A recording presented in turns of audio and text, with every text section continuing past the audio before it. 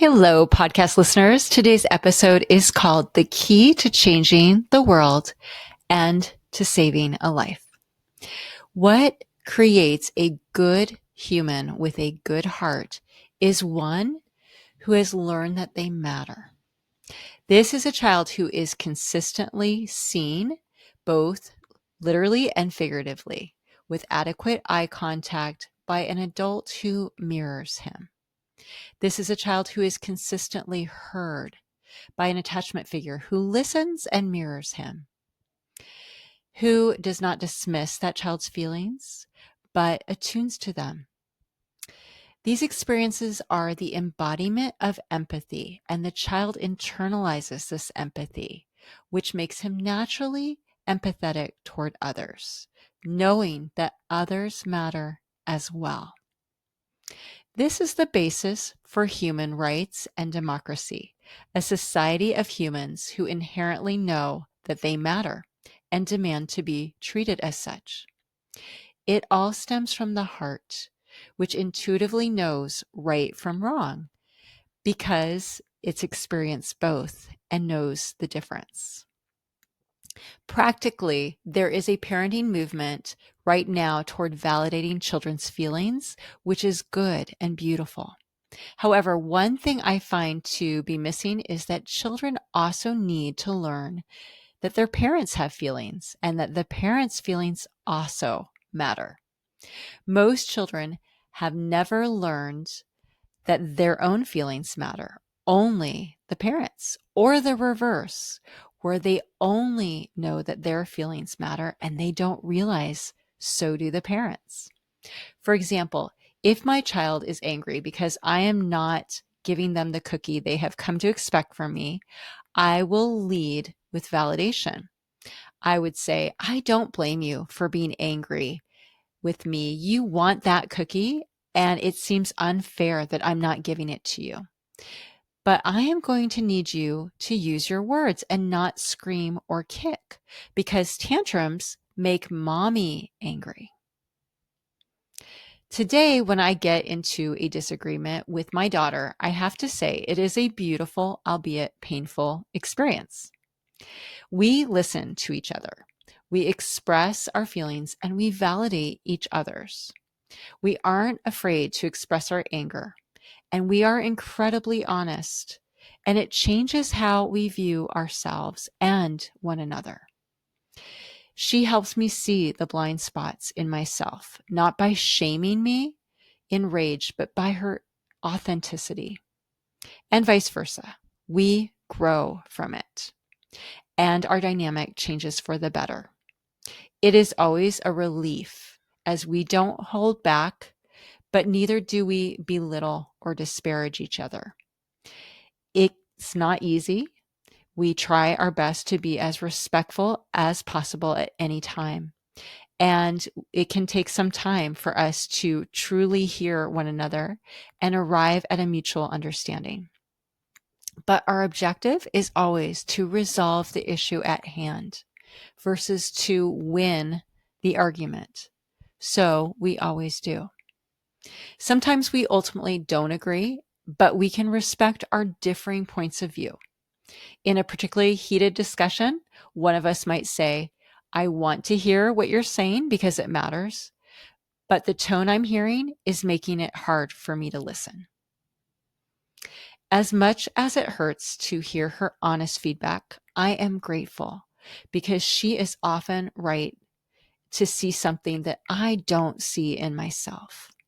Her feedback isn't given to hurt me, but to help me do better. I need to always remind myself of the Maya Angelou quote that says, do the best you can until you know better.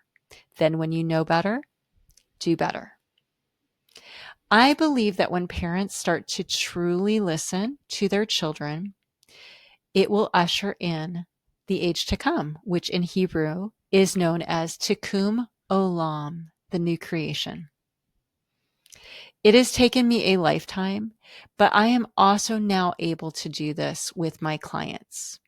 I welcome them to push back if they disagree with me, and I'm able to listen see where they're coming from, and allow my viewpoint to be influenced and changed. It might be changed entirely, or maybe not, in which I would respond, I hear what you're saying, and I see why you believe that. Let me share with you what is still holding me back from fully agreeing with you on this, and tell me your thoughts. I might ultimately conclude with, I absolutely respect where you're coming from, and I will support you as your therapist, but we are going to agree to disagree. Sometimes I will say, I respect your decision and I won't push you on this, but I would love to understand more if you're open to sharing more. The ultimate goal for me is not to persuade my clients, but to understand them. Understanding is a key that locks the door leading forward. It allows us to learn what obstacles still exist and what is necessary to remove them.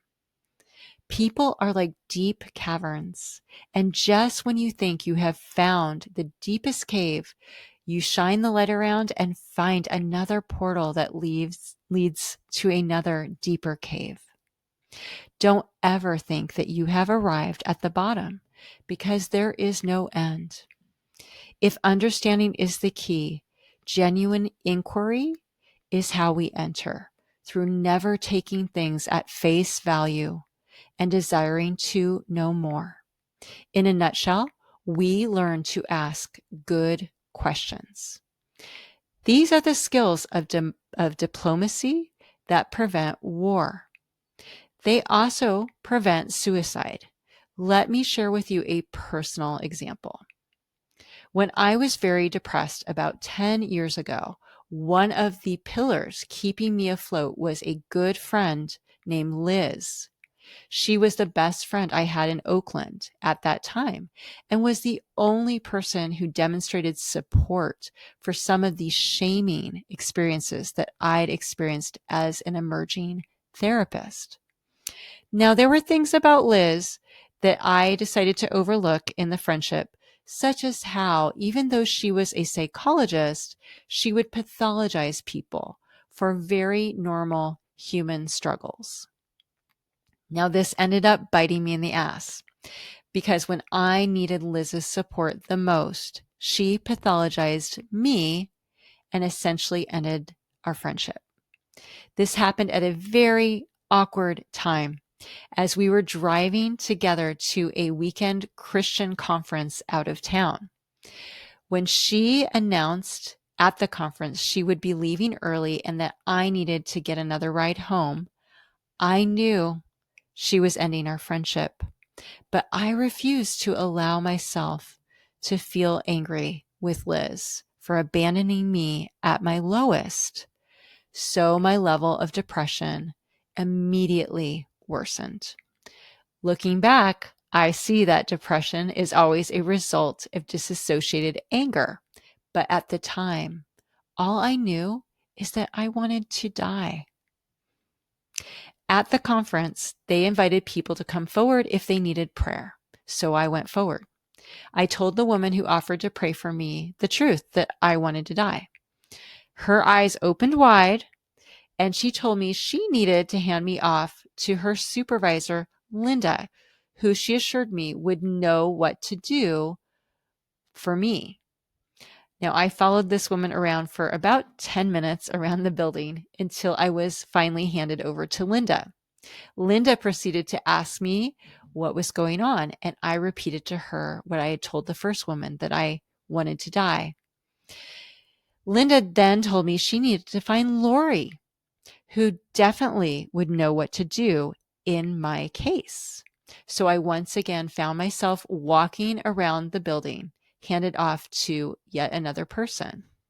This proceeded to repeat 2 more times until the last woman took me to a basement room where she simply prayed a lengthy, passionate prayer over me that for the life of me, I cannot remember.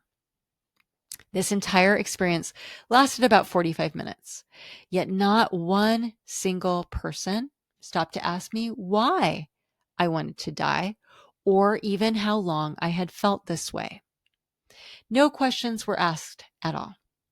Yet, if there had been inquiry, what they would learn is that I had only felt this way for 1 hour, exactly from the time Liz had ended the friendship.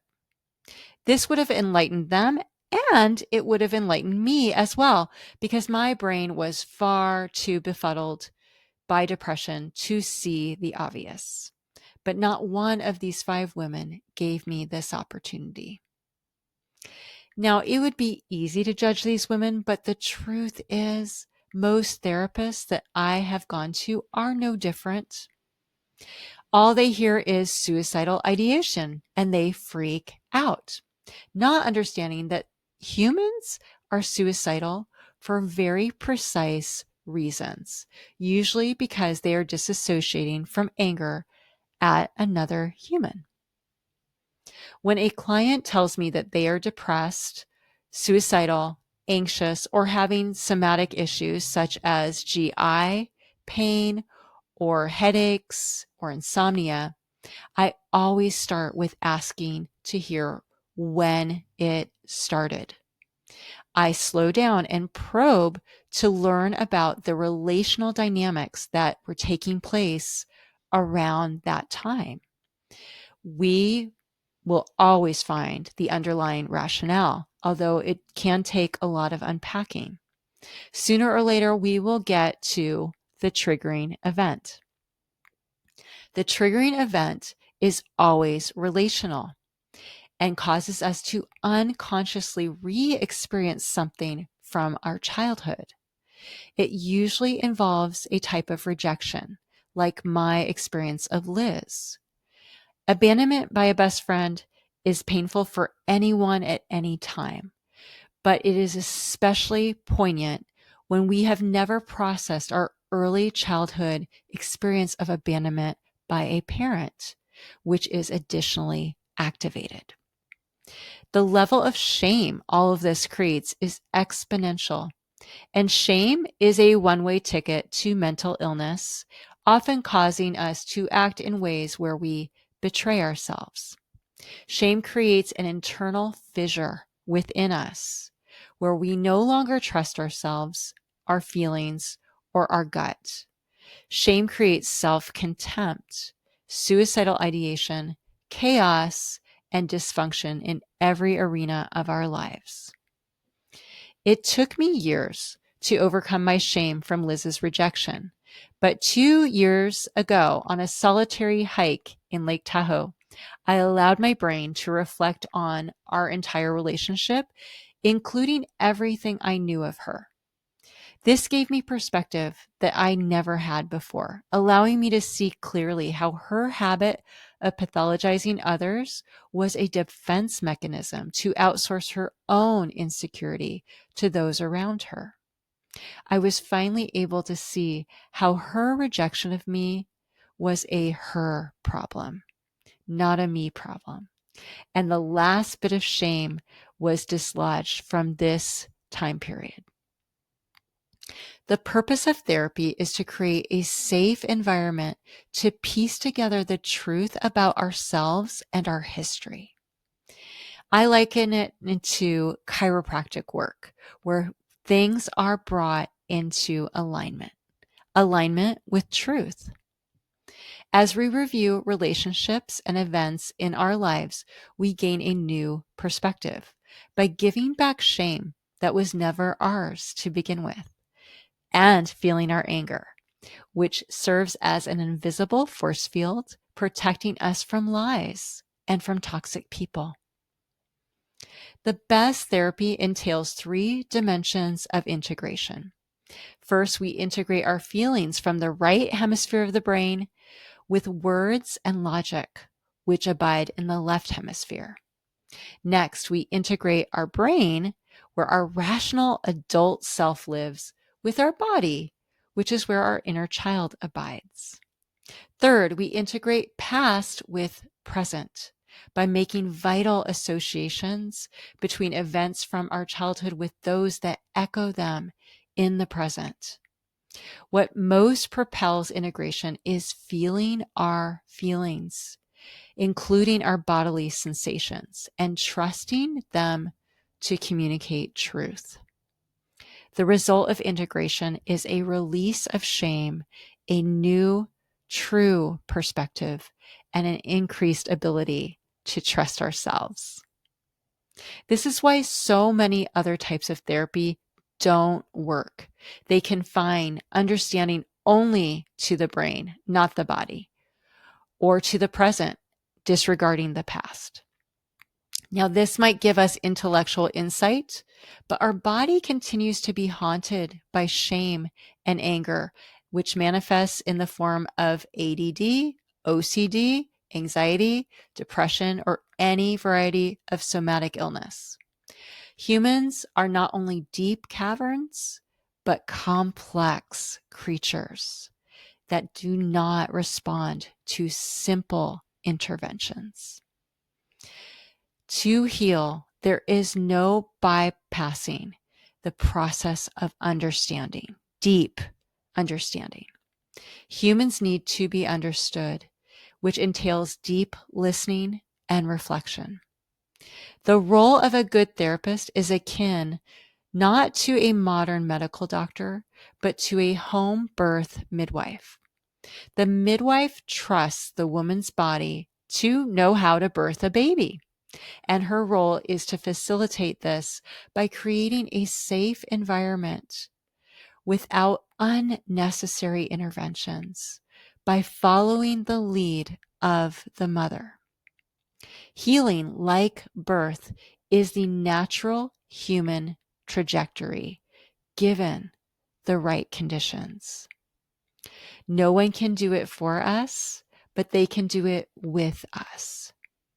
Healing is a gift we give ourselves that restores our dignity as we reclaim our lives by bringing them into alignment with truth.